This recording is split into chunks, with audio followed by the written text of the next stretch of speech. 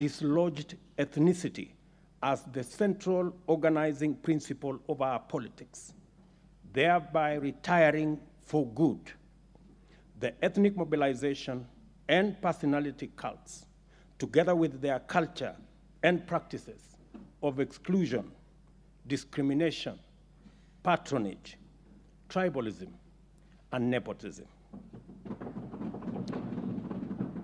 We took this assignment further with a paradigm shift of issue-based political leadership anchored in credible platforms, feasible programs, and transformative commitments aimed at positively affecting the well-being of all Kenyans from the bottom up. In summary, and this only happens, by the way, in Kenya, the sitting deputy president became the candidate of the opposition, and the leader of the opposition became the candidate of government. And as things would be, the opposition candidate won the election and became president. And the president became the leader of the opposition party. That's the beauty of our democracy. And it only happens in Kenya. In the process, we also affirmed the sovereignty of the people of Kenya as the ultimate decision makers as envisaged in the Constitution. I promise to lead an administration dedicated to the just and fair government of all Kenyans in order to deliver a Kenya for everybody. I commit to be the loyal, hard-working, devoted president of every Kenyan, and my administration will serve all without regard to any distinction, real or imagined.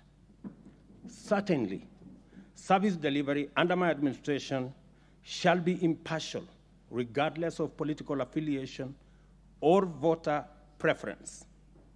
Kenya is our home, and we remain united as one strong family. For these reasons, I want to persuade you that the legislative agenda I stand here to prosecute deserves the bipartisan support of this House. My administration is pursuing a transformational program that offers a uniquely all-Kenyan moment, which calls for unity of purpose in the legislature. We are committed to serving all Kenyans in all wards of each constituency and all counties in every region throughout the Republic of Kenya. After all, we all serve the same boss, the people, and their sovereign interests are our operating principle and purpose.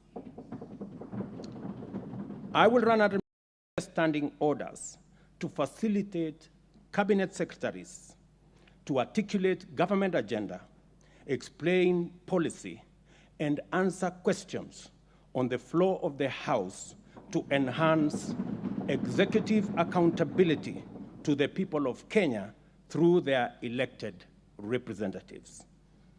On this matter of oversight and holding government accountable, my administration commits to restore the place of Parliament in our democracy by respecting the autonomy and oversight authority of Parliament on the executive. Equally, I am a firm believer in democracy and the rule of law. That is why my first executive action when I took office was to undo a legacy of acts and omissions that had incrementally undermined the independence of the judiciary. For avoidance of doubt, the judiciary is an arm of government just like Parliament, and my administration will be intentional in respecting the constitutionally mandated systems of checks and balances. It is in this spirit that I will be seeking additional resources to support the bottom-up scaling of justice and empower the judiciary to acquire capacity and develop the infrastructure needed to more efficiently adjudicate and expeditiously conclude corruption cases, commercial disputes, and all other matters that today are a huge backlog on the judiciary. Honorable members, to implement the pledges and commitments set out in our plan, my administration is committed to investing in the requisite enablers and infrastructure to provide a sound foundation for its execution. These are interventions intended to create a conducive environment for effective, efficient, and sustainable realization of our national transformation.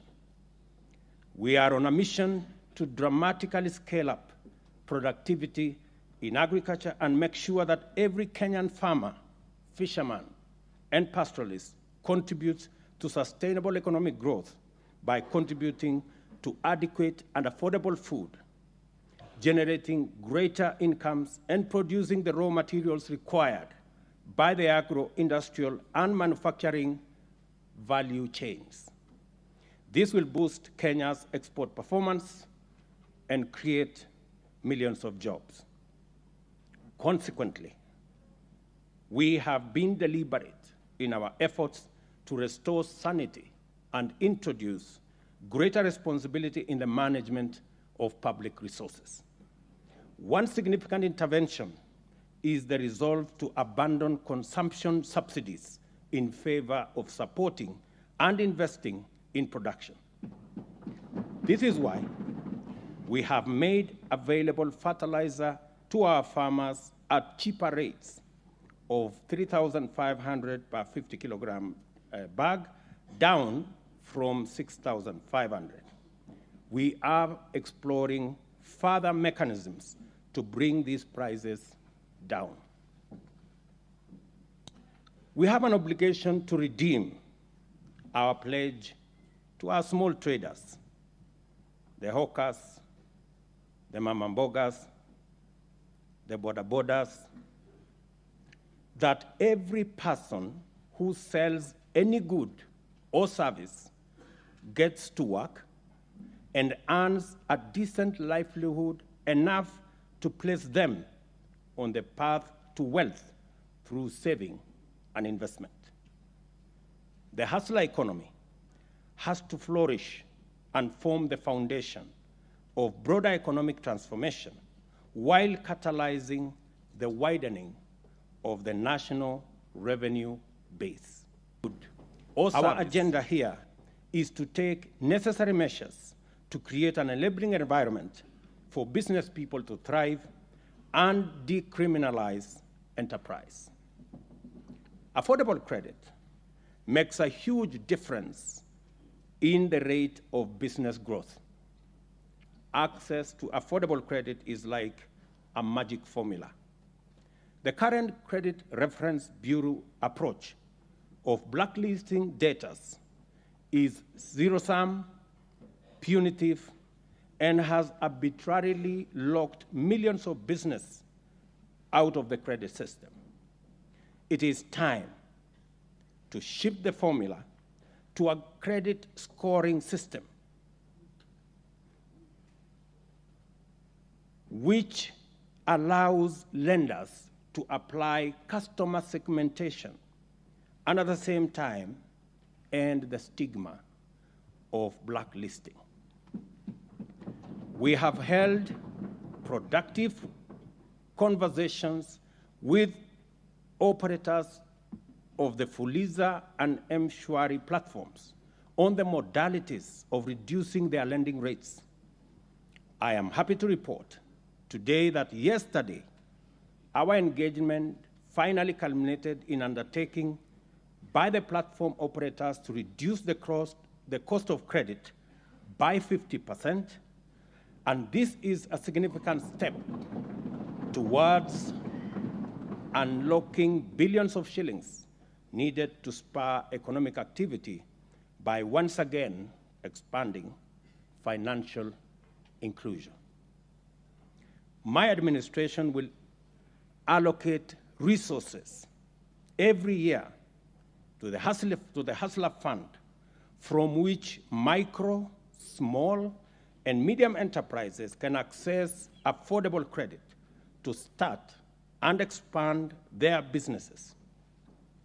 I promised yesterday that we will leverage on technology in the management and disbursement of these funds.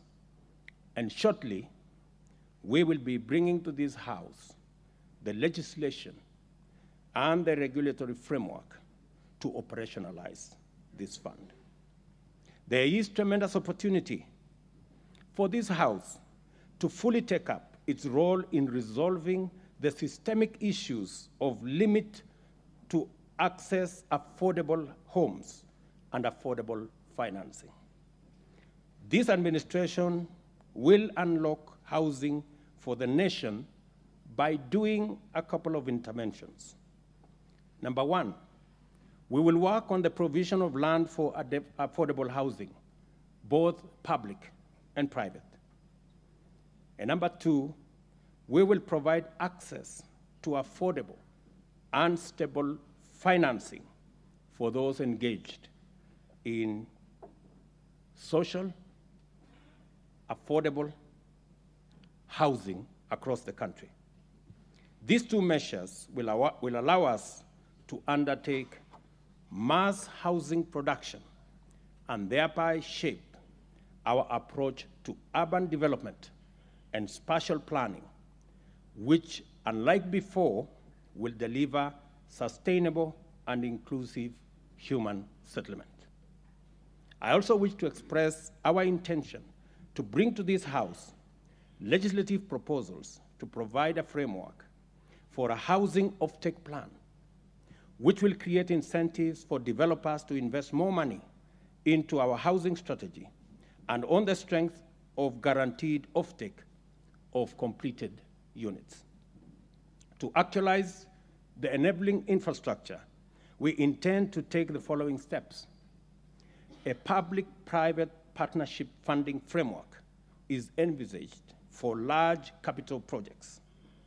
In order to achieve our target of raising access to water from the current 60% to 80%, Kenya shillings 500 billion is required. Government can provide this gradually, but the private sector can mobilize it all at once. We will thus adopt a public-private partnership framework by entering into water purchase agreements with investors. I have already instructed the PPP unit at Treasury to work on the regulations that will facilitate the mechanism like we have in our energy sector for investors to work with us on a formula under a water purchase agreement instrument. This way, we will achieve water for all in less than a decade. Concerning electricity, we shall facilitate the development of innovative and effective modalities to provide better off-grid systems, including enabling consumers to form small cooperatives for that purpose. And in health, we are bound by duty to take measures to make universal health coverage a reality and liberate Kenyans and their families from the threat of harrowing poverty that stalks them every time a family member falls seriously ill.